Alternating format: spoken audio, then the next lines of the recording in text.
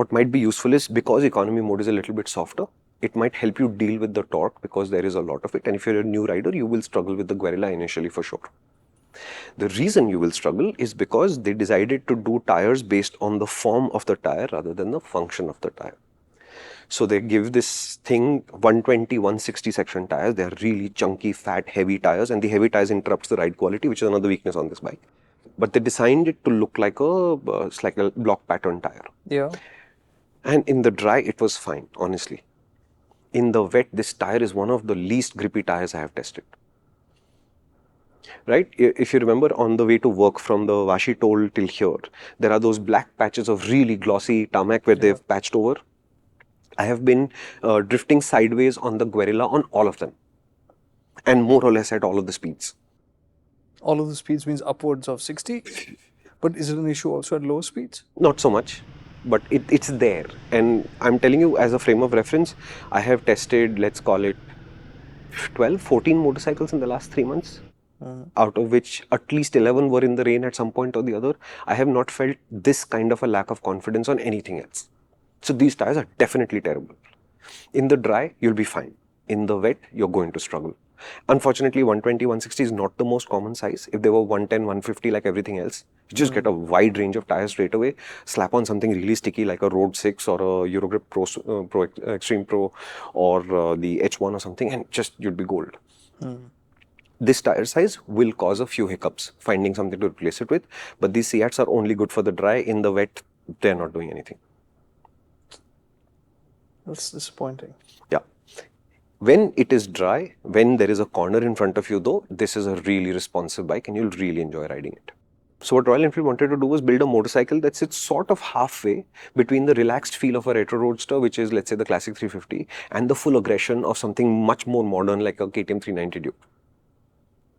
As a spectrum. What happened? Why? Their logic is that it needs to appeal to a new rider and not scare them too much and excite them a little bit, but an experienced rider should also be able to have a good time. 1 foot in the... Always remember, 3 feet forward, 1 foot at the back. Dude, this is to me, what you're describing to me says that you take something that has a certain characteristic and now I'm going to hammer it the other way because I don't want it to be that. Yeah. Because I'm just thinking about that one time I took the 450, rode it up to Pune after we got it here, the Himalayan. And the entire way there, yes, I dealt with that engine and said like, shit, this is getting in the way in terms of the vibration, all of that. But the entire ride there and back, the only thing I spoke to people about was, what a freaking chassis.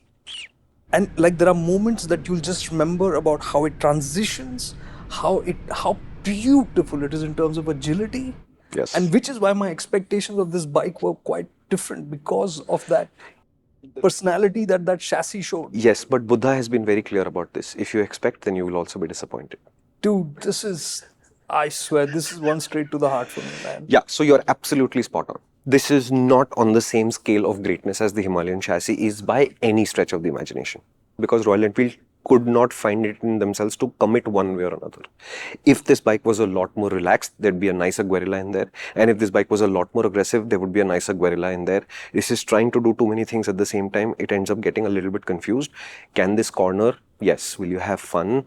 Yes, I think you will have fun. Will it add up to her experience? Will you say, man, I had such a great ride? Honestly, I think that will be a struggle. What are you enjoying the corners more in? The Himalayan? Himalayan. Oh, absolutely Himalayan. I mean, I actually thought you were going to start this conversation entirely with like, dude, okay, it's got issues, but what handling? And since you didn't start there, I was just, I was a little thrown off there and then. No, this is, look, if the Himalayan was a 10 on 10, this bike is a 6, 7, maybe on 10. Okay, so does it handle well enough? Yes, it does. Does it handle in a way that is going to say, man, I love that? No, it's neither here nor there, and it basically confuses you a little bit. And I'm happy to ride it, but these tires are not right, and it sort of goes back and forth, and the whole bike is honestly back and forth. It's the same with the ride quality also. I'll tell you what the issue with the ride quality is. Because they wanted to build a reasonably aggressive street naked, they went away from the sophisticated control of the Himalayan to something a little bit stiffer. Now, the media went to Spain to ride it, to some of the best roads they've ever seen and twisties, and they hardly hit a bump. And even there were people saying it feels like this is going to be very stiff. Uh-oh. When it comes here, no, it's not stupidly stiff, but it is on the stiff side. So is it not sophisticated enough to absorb the small bumps? Yes, it is. It manages. And But our it is roads are not full of small but it is bumps. not compliant to the point where you say whatever happens, this bike will handle it. No. You will feel some of it. And the overall, Is it like a... Or, it's not as bad as the Super Meteor. To me, the Super Meteor is the bookend for how bad can it get. okay. Right after the Super Meteor would be, say, I think the Shotgun, just below that the Hunter. These are the three bikes where Royal Enfield's rear suspension tuning makes just no sense at all. And the fact that they haven't updated these suspensions since the bikes came out makes even less sense than that.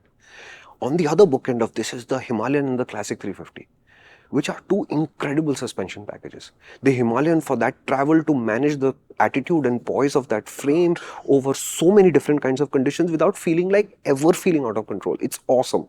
And then the Classic 350, which at first glance does absolutely nothing. I can give you a guarantee. I have goosebumps right now, and I'm sure he does too. When just talking about that behavior of the Himalayan 450, the chassis, It's incredible. It's amazing. Yeah.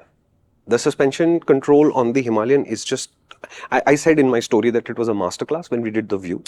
And I'm still saying that kind of suspension tuning, it blew my mind. And the fact that it is on a budget, it is not adjustable. I can't imagine what you do with adjustability there.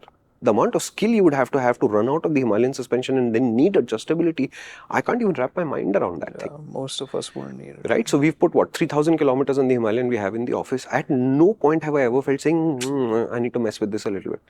No, it's just fun. Right? From that perspective, the Guerrilla is going to feel a lot stiffer.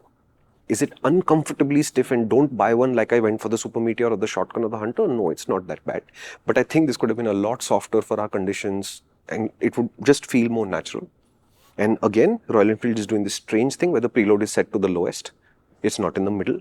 So again, all your options are on one side of the adjustment. And when we get a Guerrilla, we'll try and raise the preload and see if that makes a difference or not. But first impressions, don't go in there thinking you're buying a comfortable street bike. The 400X, the Himalayan, which is technically not a street bike, the Speed 400, the Maverick 400 are all more comfortable than the Guerrilla. The Guerrilla is composed, but it is stiff. Okay, the brake spec is also slightly different. The front brake is now a 310 mm unit, dual channel ABS, and they've not given you the option to turn off rear, which is absolutely fine. This bike doesn't need it. The brakes are fine. They work well enough. The bike stops well enough. Full confidence, no stress. And just to round out the story, the dash has been updated. So the graphics have been cleaned up a little bit. The Google Maps thing with the phone having to remain on, all of that stupidity is still there. Clever thing to say, we'll use Google Maps, we'll put it on the screen, you won't have to mess with your phone. But if your phone is unlocked, all it has to do is fly out of your pocket one day and then that phone is gone, it's never coming back. I think that's a bad idea. If you cannot solve it, you just shouldn't do it at all. I mean, to me, it's inarguable. What they've added on top of that is now you can record the route that you took and share a GPX file with somebody else. Okay. And Royal Enfield have the Wingman app, which is able to interact with the rider. So if they spot a problem on your bike, then they can call you and say, we're seeing that you might be in trouble, can we help you with that? Or you can call them and say, I'm in trouble. And the slide that they shared in the presentation says the response and resolution time is just 20 minutes. If they can achieve that, that would be actually quite the achievement. That's pretty cool. Hi, it's me, Karthik, the one who's generally laughing and just going along with Shumi's jokes. You can catch all the jokes on the main channel. That's where they're all there. Right now, this is a bit of the serious conversation, but you can catch all the fun factor on the full video, which is on the MotorInc channel. So head out there and subscribe. And if you want more of these shorter clips, do subscribe to this channel as well.